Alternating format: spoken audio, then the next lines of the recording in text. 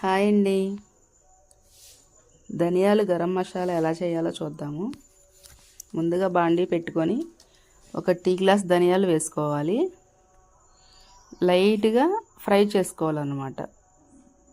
Gas అనేది కొంచెం సిమ్లో పెట్టుకోవాలి. హైలో పెడితే ఊకిన మాడిపోతాయి ధనియాలు.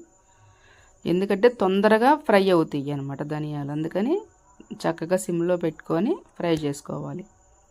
లైట్గా ఫ్రై అయిన తర్వాత కొంచెం మంచిగా స్మెల్ వస్తూ ఉంటుంది. అలా వచ్చినప్పుడు కొంచెం లవంగా, దాచిన చెక్క వేసుకోవాలి. లవంగా, దాచిన చెక్క కూడా లైట్గానే వేస్తున్నాను. ఎందుకంటే ఇది అచ్చం గరం మసాలా కాదు, ధనియాల మసాలా కాబట్టి కొంచెం తక్కువ వేస్తున్నాను అనమాట. మళ్ళీ గరం మసాలా విడిగా పడతాను అనమాట. అలా చక్కగా మిక్సీ పట్టుకున్న తర్వాత ప్లేట్లో కాసేపు ఆరబెట్టి డబ్బాలో సర్వ్ చేసుకోవడం.